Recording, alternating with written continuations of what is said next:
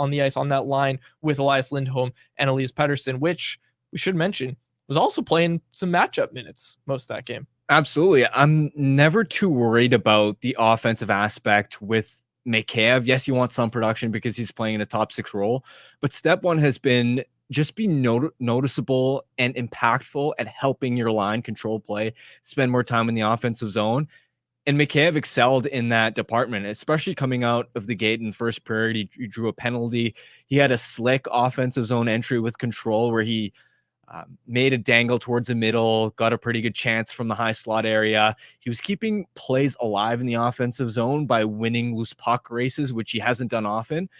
And most importantly, there have been points earlier in the season when Mikheyev will get the puck in the offensive zone and the play will just die, or he'll make an errant pass and the Canucks lose their offensive zone control. There were none of those plays. Plus there was a third period shift where the Canes were all over the Canucks in the third period. They were creating a lot of, I think, quality rush looks throughout the entire game.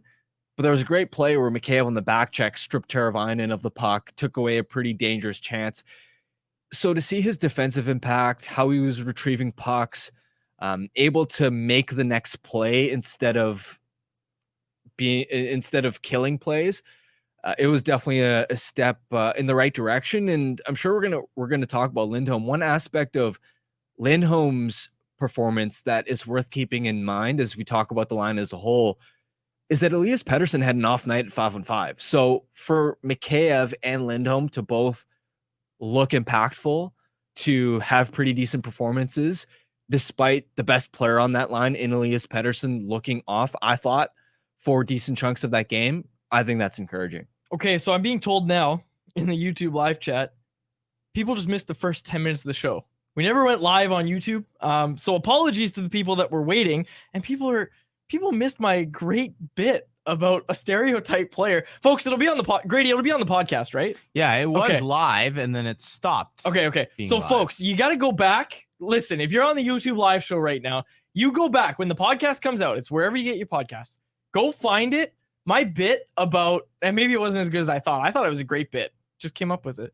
About a stereotype player, because we were talking about announcers. I don't know how I got onto the topic, but I was thinking there should be like a third string goalie for the Canucks that shows up in an Arc'teryx jacket and Chelsea boots. Blundstones, that's what they wear, right? Or Vessies. I got my Vessies on right now. Anyways, it was good. You should go back and listen to it. But yes, right now we are talking about Ilya Mikheyev improving his game. And one thing you mentioned, Harm, is Elias Pettersson having an off night. Still, though, they were still getting those matchup minutes, and his line mates, for the first time this season, I think it's safe to say, maybe I'm exaggerating, kind of carried the load for him last night. Definitely. They still spent a decent chunk of their shifts in the offensive zone. They had looks. And looking at Lindholm's game, of course, I'm sure we're going to dive into the 2 power play goals he had, but he also had a lot of plays, I thought, where I'm going to call them almost scoring chances, where they were just off the mark. But the thing to take away from that is that, okay, Lindholm's getting to the right spots. The execution is just a little bit off, and a lot of those plays would normally be high danger looks, and some of those would obviously convert into goals down the line. For instance, really early in the first period, Pettersson had the puck behind the net. Lindholm's driving there. Great job by Lindholm to make the read and get to the open ice. Pettersson's pass was just off the mark. Otherwise, that's a chance right on the doorstep. There was, on the power play right before Lindholm scored one of his tip goals, Besser made a gorgeous pass. Lindholm's tip was just off the mark, but again, him being in that right spot, being available, I thought was nice to see. And then even just little things like there was one shift at 5-on-5 where the route Lindholm took as the first man in on the forecheck, forced the Carolina defender to literally make a tape-to-tape pass to Mikheyev. Yep. And the Canucks ultimately didn't control, like, the next play sort of, they weren't able to establish full possession. But most of the time, if you can do that as the F1, that's a massive win. And again, I think it was an example of being quick to close and a smart route. And Harmon, we've heard this increasingly more from not only Canucks, but players around the league. We haven't heard so much from Canucks. We've heard it more from Rick Tocchet when it comes to the Canucks. But how much easier it is to play the game of hockey at the highest level when you know where everybody is going to be. And that was a huge problem that Rick Tocchet had with Andrei Kuzmenko's game was you've got to get in on the forecheck. If you're the F1, you need to be getting there. And look, we've had the discussion before. Andrei Kuzmenko's never going to be a phenomenal forechecker at the NHL level, but moving your feet, taking the right route, it pays dividends. And as we saw with Elias Lindholm last night, it's going to help elevate the game of guys like Ilya Mikheyev, who, like you said, was the beneficiary of a tape-to-tape pass from a Carolina defenseman. And I thought that was a great point that you brought up. And we've hardly even mentioned 2 goals for Elias Lindholm in his Vancouver Canucks debut, both deflections off of Quinn Hughes shots. Yeah, you love to see it in a game where the Canucks only scored 3 goals. Their new acquisition scores 2 of them. You absolutely love to see that if you're Jim Rutherford and the Canucks. Especially because after that first Carolina PK where they score the shorthanded goal, you're just thinking, man, this penalty kill, which has historically been elite by Carolina, I believe is top 5 in the NHL right now. You're thinking it's going to be really tough to score on the man advantage tonight. And they still find a way to get to the Canes. PK pressures the puck so well. And the adjustment they essentially made, and not that it's an adjustment, but I liked how Rick Tocchet after the game mentioned that as you advance down the stretch, as you play more and more good teams, you're not going to get as many opportunities to just make those tic-tac-toe pretty passing plays. You're not going to be able to easily seam teams. So you need to have an effective net from presence. You need to be able to score the tip, deflection, rebound type garbage goals as well. For the Canucks to be able to add that now to their repertoire, which I don't think they've been as successful with this season on the man advantage, is a nice wrinkle, is a nice bonus feature to have on the man advantage, because that's really the downside of when you're at Carolina and you're pressuring that aggressively at the top of the zone on the flanks. The downside, the risk of that, which a power play needs to take advantage of, is that you're leaving extra space down low. The net front guy is going to have more real estate to play with. And that's where Quinn Hughes as well. Shout out to him. He deserves a lot of credit too for getting pucks through traffic. He's been so good this year, as a lot of Canucks defensemen have been at shooting for those tips and deflections. Quinn Hughes has another really strong game. Noah Juleson getting some love. I thought he was great last night too. He was another guy that, look, like when you look at the start of the season for Noah Juleson, it's crazy. He's even making like stretch passes now, which, like, I know. Any pass over 5 feet from Noah Juleson at the start of the year, you were like, oh boy, here we go, buckle up. But no, he is playing very, very good hockey right now. We'll get to whatever else we have about the game. Let's not keep him waiting any longer. We got to chat with Frank Seravalli, our guy from Daily Faceoff, who is brought to you today by our friends at 4 Winds Brewing. There it is. Locally owned and operated out of Delta. Home of the 4 Winds Light Lager, a crisp, clean, and easy drinking beer. A beer for everyone, a perfect beer for before, after, or during the game. Ask for 4 Winds Light Lager at your local liquor store or have some delivered right to your door through the online shop at 4windsbrewing.ca. Let's bring him in. Mr. Frank Seravalli joins us now. There he is. Frank, thanks for doing this. That's an Eagles hoodie, right? Yeah, going to Brazil. September 6th. Let's go. Nice. Is Jason Kelce going to retire? I think so. I know he said something at the Pro Bowl that he's trying not to. I don't know how much he has left in him. And I also don't know, with how chaotic this season was, whether he wants to come back. Yeah. I really like his podcast. He's got a good podcast. It's the #1 sports podcast in the world. Soon to be #1 sports podcast in the world. Harmon and I were listening to the DFO rundown today, and we saw that you threw, maybe it wasn't today, we just saw the clip today. We saw you throw out a ranking of the top forward groups in the West. You had the Canucks 3rd. Can you expand on that a little bit? Well, the question was, and this is the nuance in it, is top to bottom. And I think if we're just focusing on top 2 lines, I'd have a real hard time not putting the Canucks at #1.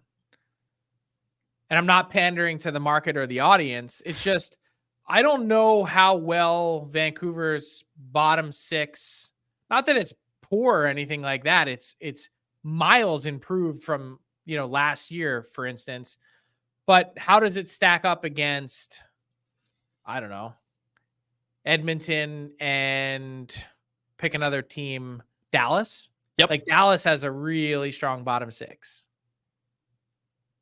Frank, I wanted to ask, in light You're of going non sequitur here. You're not going to beat me. You're not going to beat me up for this ranking. Well, I will. Actually, no, I won't. I think you're right. Because I always criticize Nils Amon, and Nils Amon's played well lately, but top to bottom, yeah, I don't know. I'll have more questions. I'll have more questions about lineups and whatnot. But who would you pick as a 3C? Teddy Bluger or Wyatt Johnson? That's where I start to have my hangups. But do I take Teddy Bluger with Dakota Joshua and Connor Garland and what they've been able to create this season over Wyatt Johnson and whoever he has as his wingers? I only watch the Canucks. I would say totally fair question. It's really close, is my point. Yeah, it is close. Yeah, and the fact that there's such a flex of having Lindholm on the right side, where when you go back, I've been saying this about Lindholm for the last month, really since doing a deep dive on his game, and he really needs to play with quality players, and he can throw up points, which you see in game one. But then you take a look back to a few years ago, and when he played with Monahan and Gaudreau on the right side, he was excellent. That was his second best season of his career. So the fact that you can flex him on the right side, you could put him at 3C, you could make him 2C, whatever it is that you want to do, that's a huge chip for the Canucks. With that Lindholm trade and how it came together, what did you hear behind the scenes of how the negotiation process went, how it was closed? And specifically, I was curious about the Kuzmenko angle and all of this in terms of getting him to waive to go to Calgary. The Kuzmenko part of it was huge. That was really one of the linchpins for Calgary. I think if Kuzmenko wasn't playing ball, I'm not entirely certain that this deal gets done. And the reason for that is, for Calgary, he wasn't just a throw-in. For Calgary, he was much more than that, as a team that needs pieces for the here and now that can help them potentially 2 to 3 years from now. And if that doesn't work out, he's a nice flippable asset. So they spent really the better part of 3 days trying to convince him to sign off on the no trade, to basically explain to him, hey, this is our, scenario. This is our system. We really want you here. You're not just a guy that's on the scrap heap, even though this season has been tough for you. And they saw a real fit for him. And honestly, the Canucks are, for Calgary's perspective, how many other contenders, if you're the Flames, could really offer you a piece that has that much upside from their team as part of a deal? I would say they're it. The Canucks were, in their own category, which is why, even though I think they didn't want to make a trade in division for the second time this season, that's why the Kuzmenko part set them aside. Is that partly why this got done so quickly, it seems? Quickly is a relative term. The fact that they really started talking over the weekend,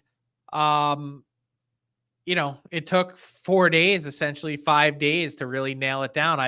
I'd say it was kind of honestly, I wish we got a better sense of it, or heard some rumblings of it, but it kind of didn't really happen quickly. I misworded that. I should say, do you think that's part of the reason why Calgary pulled the trigger in late January rather than waiting until the deadline? Part of it, and also, yes, they got their price. They had set off to get a first-round pick plus someone that could help them. And in the meantime, they also got from Vancouver a couple lottery tickets, a couple guys that, may help you, may not. And it was a worthy gamble in my eyes. One thing that I found interesting about Jim Rutherford, how far ahead of the market he was this year with Lindholm, even as a seller last year with Bo Horvat getting that deal done in late January as well, even going back to some of his years in Pittsburgh, where he was really aggressive about being one of the first movers when it came to the trade market. Why do you think it's so important to him to be one of the first movers rather than making deals when most other teams are making deals closer to the deadline? I don't think it's necessarily about price. I think it's making sure that you get the player that you want. And I think the Jets were always a team that were in on Sean Monahan. But I think seeing Lindholm go off the board heightened their awareness. And so what I mean by that, to bring it back to Jim Rutherford, is he has his sights set on a certain player that's a really curated fit, is what I would call it.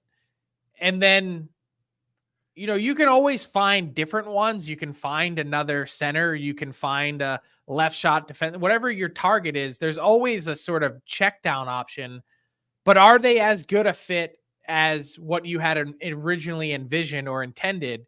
And so that's sort of, I think their mantra is, we know who we like. Let's strike to make sure that we get that player. And also that way we're not sort of dragged into a bidding war. Not to say that, you know, I don't think it's fair to say that the Flames shopped the offer from the Canucks, but really it was a situation where once they started talking in a significant way, Calgary went back to 3 or 4 other teams that had expressed interest in Lindholm and basically said, this is where the rubber meets the road. If you're interested, step up, give us your best offer, and we'll go from there. And it was always kind of the Canucks as the differentiator, in part because of Kuzmenko and in part because Vancouver was willing to pay the price because they believe in the acquisition. Lindholm seems like a good fit. There was one game that we've seen now, and he certainly seemed like a good fit in that game. Frank, a couple months ago, I texted you. You and I was just talking. I said, who is going to be the biggest target at the trade deadline? I think I asked you if it was going to be Adam Henrique or something like that. And you said, no, it's going to be Elias Lindholm. With the context you've had since I texted you 2-3 months ago about it, do you still think that statement stands? Well, he was the number 1 guy on my trade targets board. And I would say that unless Jake Gensel is traded, Elias Lindholm will be the most impactful forward that's moved at this deadline. Do you think the Canucks are done? Like, with that context added? No, I think they're going to continue to look around. And, you know, I think there's been some talk about maybe adding a forward that can help on the forecheck. I still personally think that they're one defenseman away from really solidifying things. And I heard your little spiel about Noah Juleson and how exciting that was that he was able to complete a pass more than 5 feet. But that sort of highlights to me their issue is, like, can teams make it through to the cup final or have a chance to play for the cup with a wonky 6-7 defenseman? Yeah, I think they can. I saw the Flyers in 2010, the first year I covered the team, exclusively play 4 defensemen, and their third pair guys were literally getting 2 minutes and 7 seconds a game. It's possible. I just don't think that's the best course of action when you're likely at some point going to lose someone due to injury in the war of attrition. And you're going to have to call on players that, as we've mentioned a million times this year, one of the big reasons why the Canucks are so markedly improved is they're not relying on replacement level NHL defensemen anymore. They have bona fide guys in the lineup. And the more you can sort of buffer that and support that, the better off your team's overall chances are to win. You need depth. You need depth in the playoffs. Do you have a specific target for us? Either one you've heard or one that you think the Canucks should be going after? So, haven't heard a specific target that the Canucks have their sights set on. I'm just scrolling through my trade targets board here. I think someone like an Alex Carrier would be pretty good. kind of checks all the boxes. Not a guy that's going to excite you in any one facet of his game. Pretty steady. Not going to be a crazy over the top acquisition cost. That's one guy that I would look at. I would say probably at a price point not all that different than Sean Walker from the Flyers. And then you watch Nick Seeler, and I brought him up before as sort of the ideal third pair guy. But in talking to people again with the Flyers today, like they were like, did you watch last night's game? Like, we better re-sign this guy. So I think that's still their focus, but we'll see. Overall, now that the Canucks have added Lindholm, where do you think they stack up and perhaps rank compared to the best teams in the NHL when it comes to a chance of winning a Stanley Cup?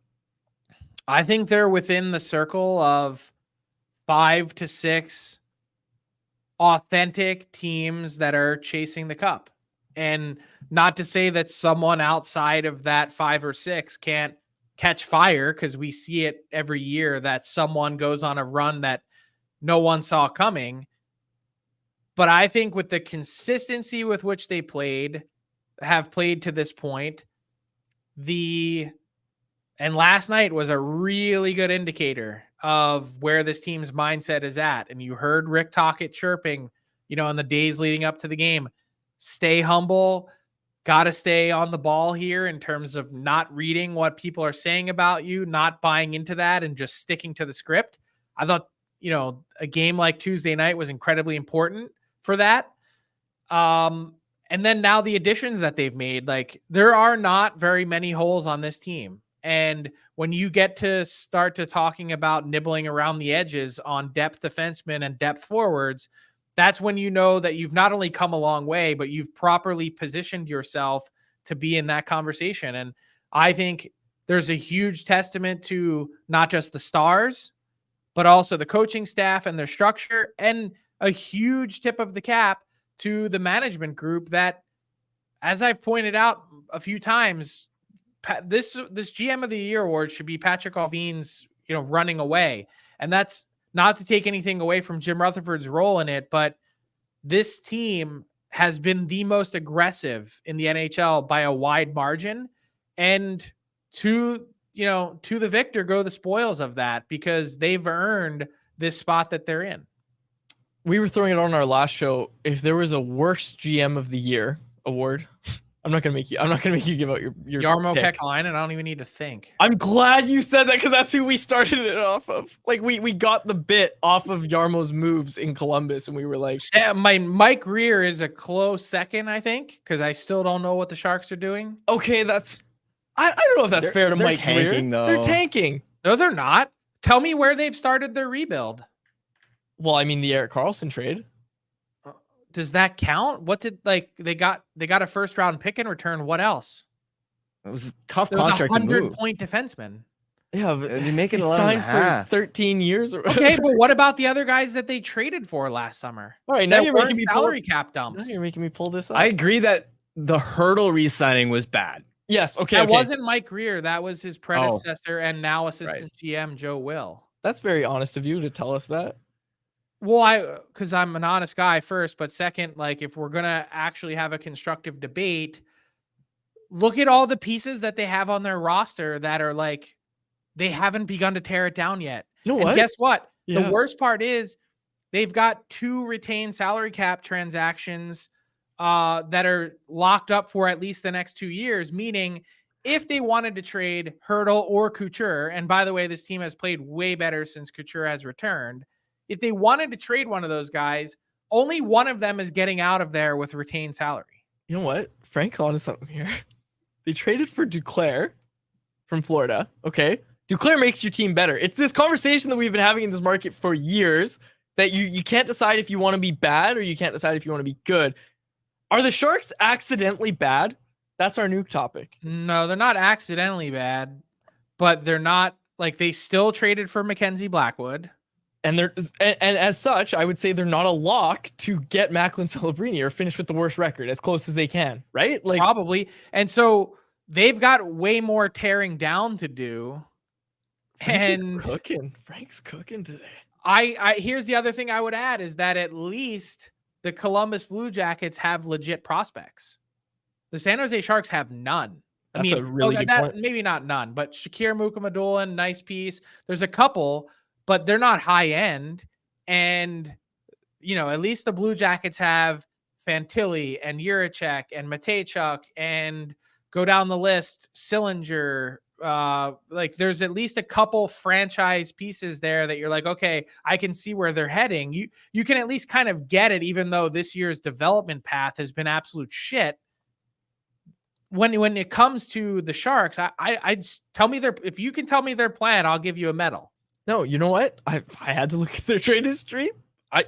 Their plan, I'm sure they're gonna say, oh yeah, we're trying to rebuild, but we're also trying to keep an eye on the present and be a respectable team. You know what? Do you know what their average? Riddle me this, Batman. Do you know what their average finish is in the NHL over the last 5 seasons?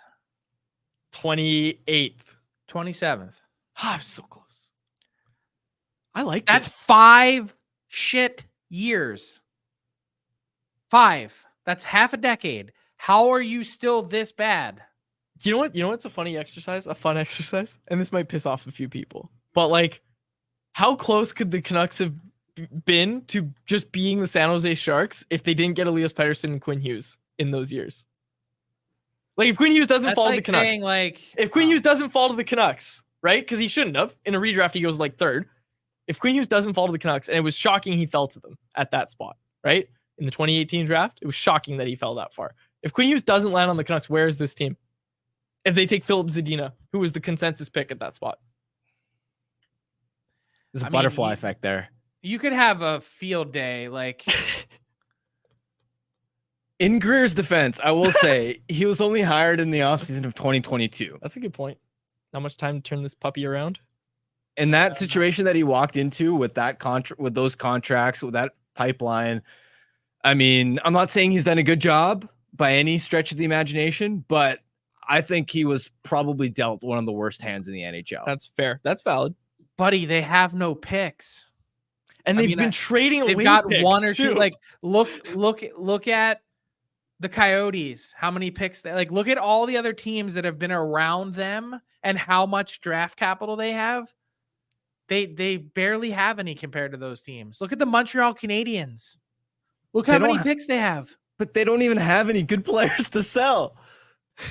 That's the worst part. There's nothing like you could pick apart their roster, but no one wants them. Yeah. But that's adding to the hard situation that Mike Grier found himself in. Was nobody wanted your guys. The one guy that maybe people wanted has this monster of a contract that you had to move in Erik Karlsson. It's interesting. It's obviously we can all agree Kekalainen's worse. Worse. Because they are trying to be good and they're just bad. But they're bad and he's had 11 years there, 11 calendar years. They've won 1 round. Wow. A lot of the players are pissed at the way this season has gone on, and especially now they're young guys are like, well, wait, like the playoffs aren't a possibility. Why am I still being healthy scratched and or sent to the minors when I'm better than these guys? That's a good point. Understandably so. But you're right.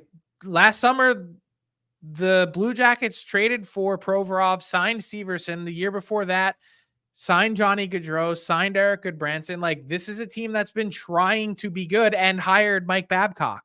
Yeah, that's another one. Hired Mike Babcock. I could see Harm's. No, I agree. Central processing unit is a little delayed today. No, I fully agree. It's a disaster in Columbus there.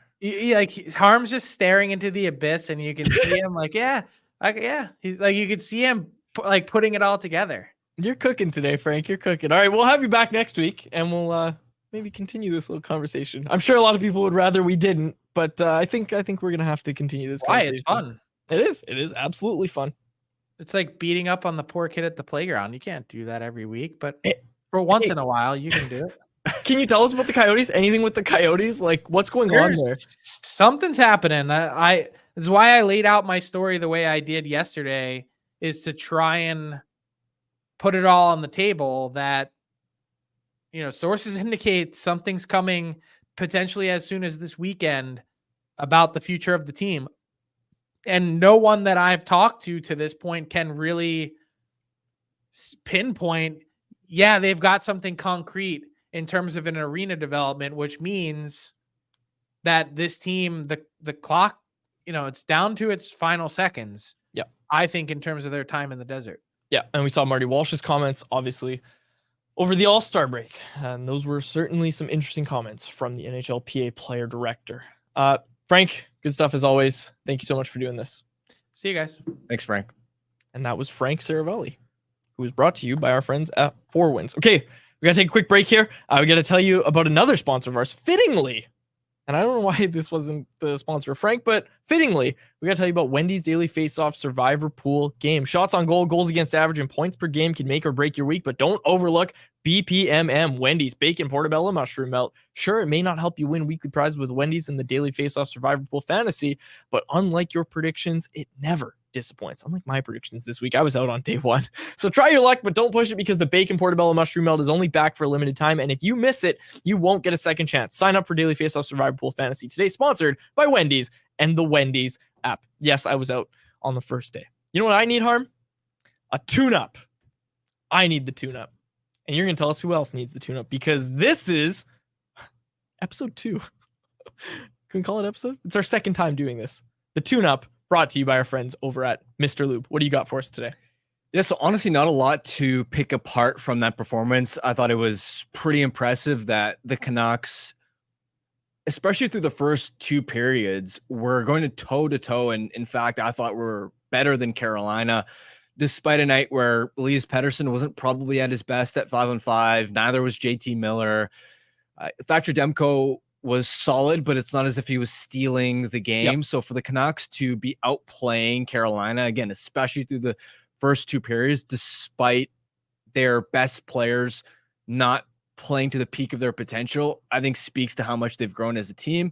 But if I had to pick apart one area where they were a little bit loose coming out of the All-Star break, it would probably be the number of rush chances they gave up. The Canucks didn't give up a lot of shots or chances in general, but especially even in the first 2 periods where overall they were playing really well, the only lapses would be when Carolina had a chance to counterattack with speed, with some numbers. And I think the thing that was missing was the Canucks just didn't have back pressure.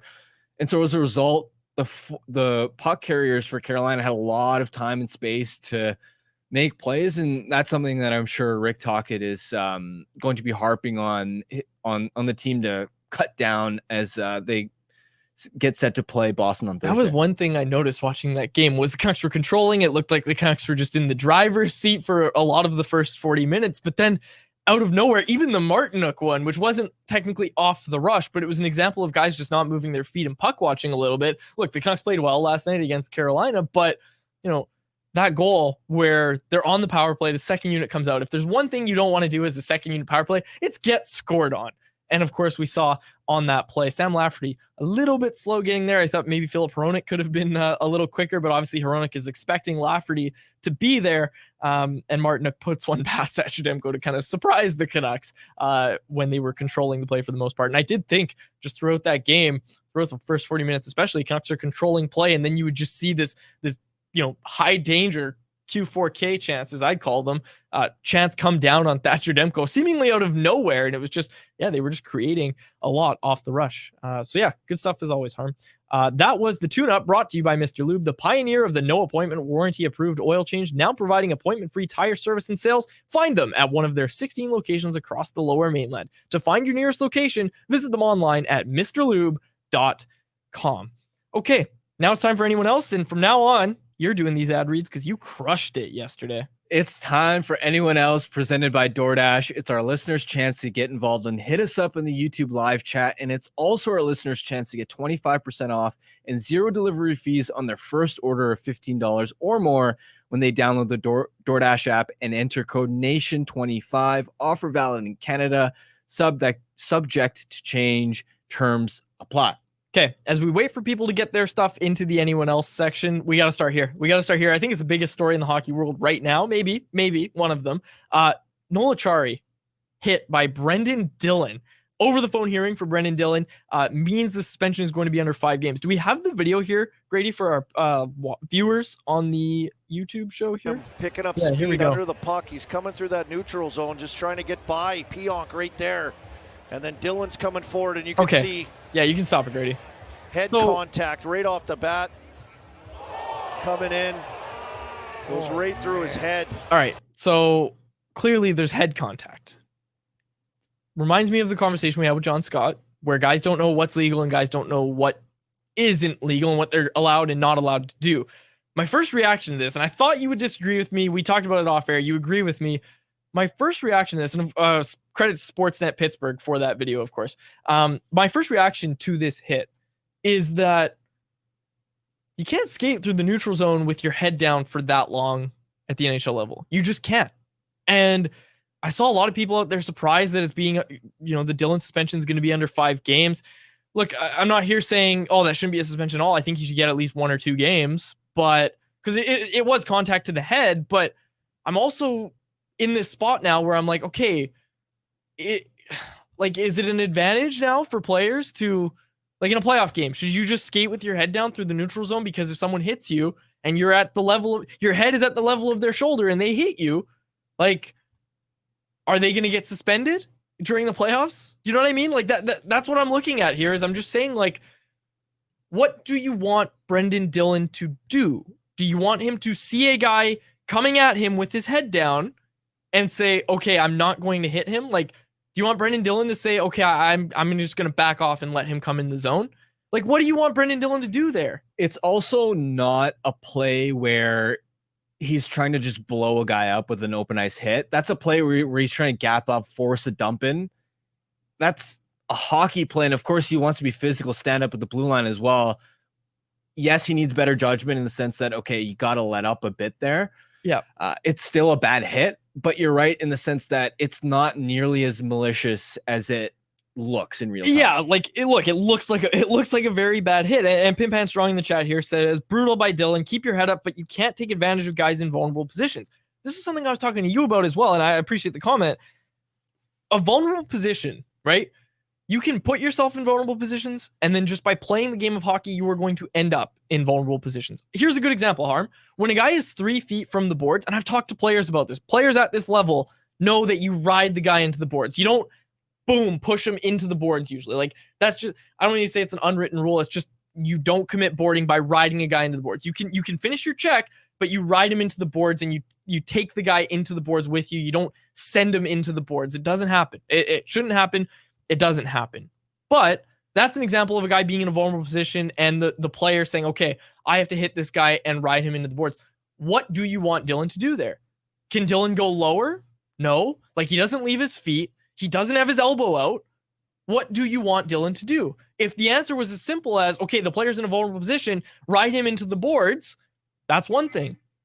But the player puts himself in a very vulnerable position by skating with his head down through the neutral zone, which you should not do at the NHL level. And then he's put in a more vulnerable position right before the hit because he's trying to get the puck in deep and he's reaching. So he's fully extended, which usually, hey, like, being fully extended like that, yes, that is a vulnerable position. And there are lots of times in the game where you are going to find yourself in that exact vulnerable position. But when you find yourself in that spot because you're looking down like a Timbits hockey player playing at intermission during Rogers Arena's games, and then you're trying to reach for the puck that you mishandled, like, you're putting yourself in that position. And of course, we don't want to see guys get hit in the head. That's not what we're saying. But there also has to be a level of responsibility on players where they say, okay, I need to have my head up in this instance. You shouldn't be skating through the neutral zone with your head down for that long. Like, if you can count for more than a second or two how long a guy has his head down, hockey's just too fast. And we have a comment here from Jesse Bremner in the Facebook chat here. Hockey happens fast. Guy was going for a regular hit, and it ended up not going as intended. A 1-game suspension is suitable. That one from Jesse. Jesse, thank you for the comment. All I keep saying to myself, trying to figure this out, is what would the Department of Player Safety or anyone saying this should be 7 games, What do you want Brendan Dillon, who by all accounts is a clean player, a good dude, New Westminster's very own, what do you want him to do in this scenario? And I don't think people have the answer. I think that's where the challenge comes in, that, hey, like, we can say these hits aren't good for the game. I'm okay with that. I'm okay if you want to put a whole ban on head contact and you want to, change up your rules and stuff. That, again, go listen to the episode we had with John Scott, folks. We talked about this a lot just a few weeks ago, and I'm not going to rehash it all. But you need to figure out where the line is, because right now it's blurred for players. Players don't know where the line is. And I keep thinking about, okay, there has to be some personal responsibility here for Noel Acciari to keep his head up in that play.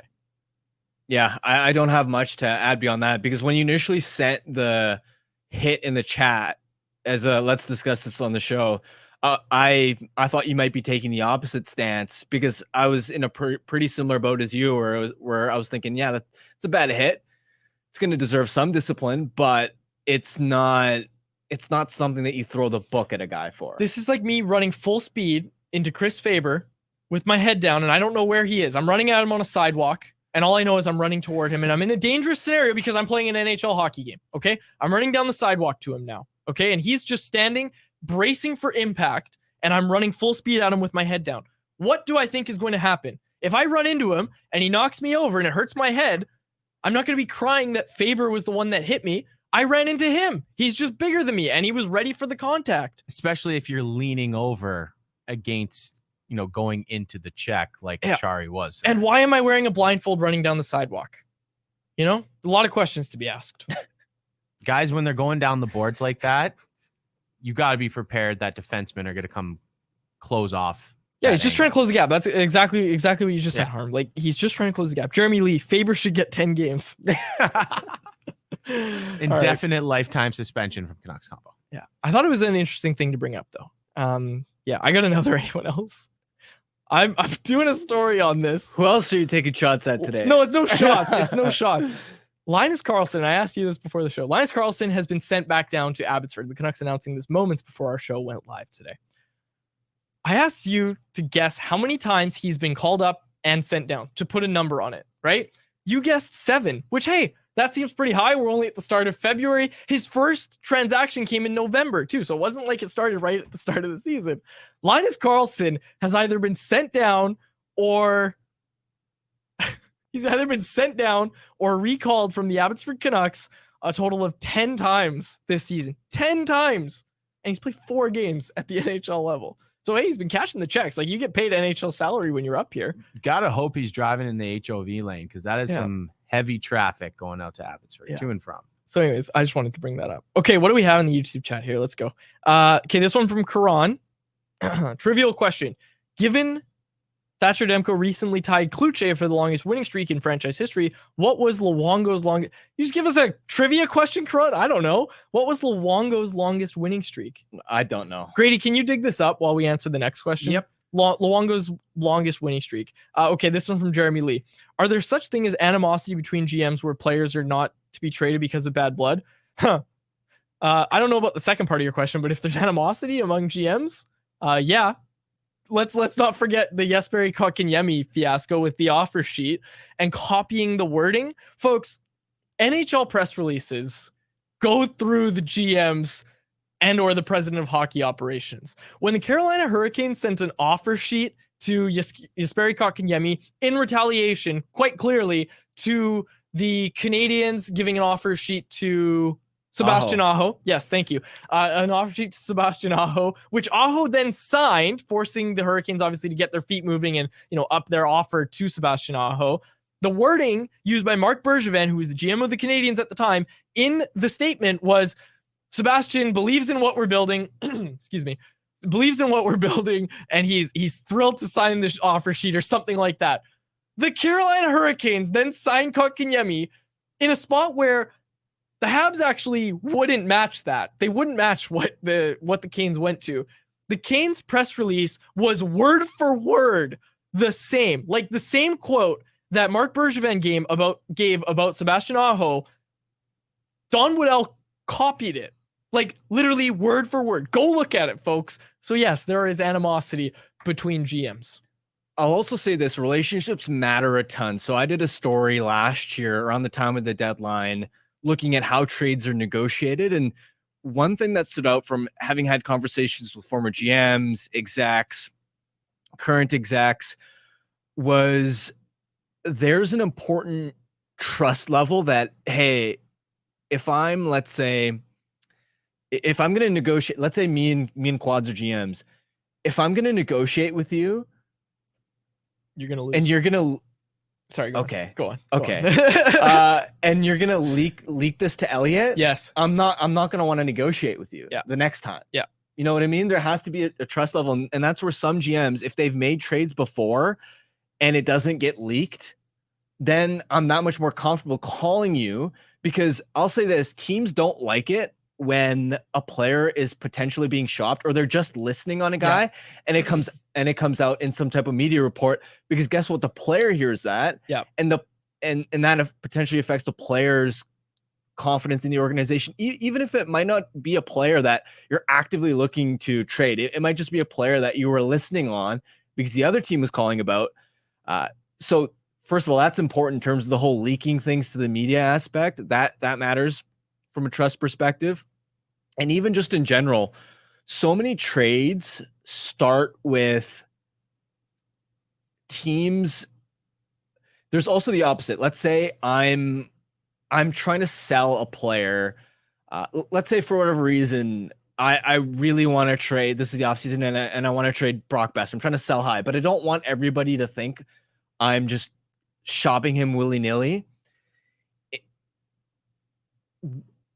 If there's been a GM that constantly calls me just to catch up, and GMs do this a lot, where they'll just call each other, be like, hey, how's your team doing? What are you guys thinking of doing? Just very casual conversation. If there's a team that I suspect might be interested in Besser, rather than calling up a bunch of cold calling a bunch of teams, I might go to the one GM I have a great relationship with that I know is looking for a scorer and be like, hey, are you interested in Besser? And that's why there are situations where a team will quickly move to trade a guy, and other teams will be upset because they're like, wait, we could have matched that offer. Philip Hronek. Or beat that offer. But it's just those GMs had a great relationship. They don't want this to be a whole fiasco. So it gets done early. With Philip Hronek, the reason I bring that up is because Seravalli shared this with us before. The way that trade went down is the Canucks were interested in Hronek. They were told by Yzerman of Detroit, of course, that no, he is not available. And then ahead of last year's trade deadline, Yzerman calls up Jim Rutherford and says, hey, are you still interested in Yzerman or in Hronek? You've got 30 minutes. I'm going to go. I'm not going to put him on the market if you say yes today, type thing. And Rutherford, and I don't know about the 30 minutes thing. I think the story there was that Rutherford went and talked to his group, and obviously they still liked Hronek, and they agreed to the deal. So, there might have been a lot of teams that found themselves in that spot of saying, hey, we wanted a first pairing right shot defenseman for a first and a second round pick.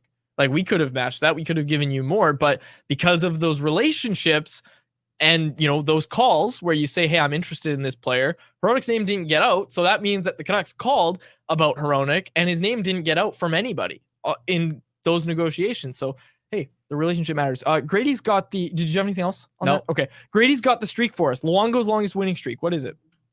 It was 8 games, courtesy of our pal Joey Kenward. And doing my research on the fly here, I found that in 2011, he went 16-0-5, which is a franchise record for the longest point streak. So that's 21 games. Wow. Which is pretty incredible. That's a good poll, Grady. Thank you. Thank you. That's great. I love it. Okay. Do we have anything else here? We got a few. Okay, Captain Canuck. If the Canucks trade for Tanev, who comes out of the lineup, assuming Soucy is healthy? Okay, so when Soucy was healthy, Noah Juleson was out of the lineup. Probably Nikita Zadorov. Probably. I was thinking about this the other end as well. Zadorov, I think the last couple of games where seeing him play a higher event style again, right? When he first got to Vancouver, it was pretty calm, pretty quiet outside of the hits, right? He wasn't trying to do too much offensively. He wasn't ever really out of position. And I'm not saying that in a negative sense, but he just wasn't as noticeable. you watch him a lot in Calgary, and he was always really noticeable for both positive and negative reasons. The game against Carolina, he's been rushing the puck a lot. And there was one play where he sort of takes it almost solo, takes the sharp angle shot off the mask, I think, of Kochetkov. And because now he's caught up in the play, and because the rebound took a weird hop past Joshua's stick, now Zadorov's caught, and it ended up being a good chance for Carolina back the other way. Now that's not a quote unquote bad play by Zadorov because he sees the opportunity to jump into the rush.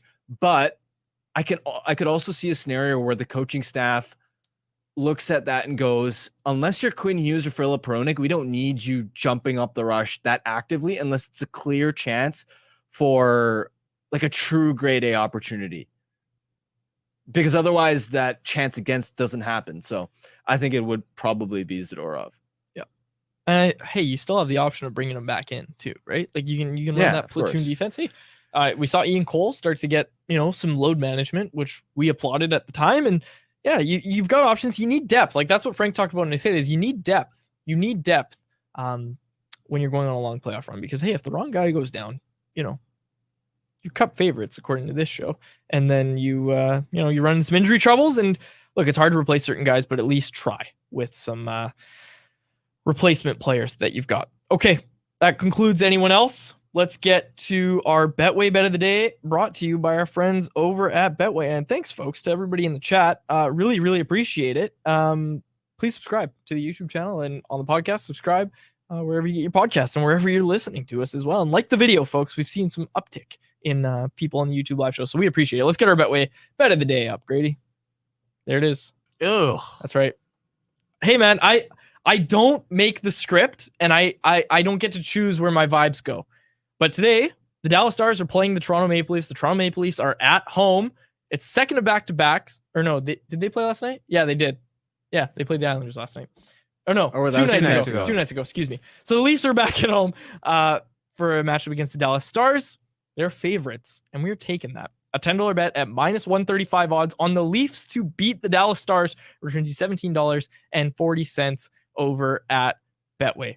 Look, Sheldon Keefe called them out last game. I know that usually falls on deaf ears because everybody's a prima donna on that team, but I really think that they're going to step up tonight. Like, I actually think the Toronto Maple Leafs are going to win against the Stars. This isn't part of the bet. I actually think they will win pretty handedly too. Wow. Yeah. Interesting. I like the value on the Stars there as an underdog. Oh, totally. It's good value. It's just not going to happen. Just like you like the Islanders value as an underdog the other day. And we should mention, Quads, your best bet yesterday of the Canucks beating the Canes. Van beats Cars. That's right. I mean, it's just vibes. Like, I don't get to pick. I don't choose which vibes. There's no analytical formula here. No. Harm isn't sending you some crazy algorithm formula. It's just straight off the dome vibes. Straight off the dome. It's all vibes. Wow. You know that. It's all vibes. It's all vibes. Why are they talking about the Leafs? This is almost as bad as baseball talk. Yes. Yes, it is. Says Karan. Great stuff. Great stuff. All right. Well, we'll close it out there for my co-host, Harmon Dial, and our technical producer, Grace Sass, and our intern. Why did I forget? That was bad. Madison Buckingham. My name is Dave Bergelli. Thank you so much for listening to another episode of the Canucks Conversation. Canucks Conversation with Harmon and Quads, brought to you by the Toyota BZ4X. The BZ4X's fresh look is just an added bonus to its range since you can drive up to 406 kilometers on a single charge. That's enough to get you from Kitsilano to Whistler or Kamloops to Kelowna and back and still be home in time for the game. Now that's what we'd call electric. The best part, by choosing electric, you can get up to $11,000 in rebates and incentives. The BZ4X are in stock and selling quickly, so make sure to visit shoptoyota.ca or your local Pacific Toyota dealer to get your hands on one.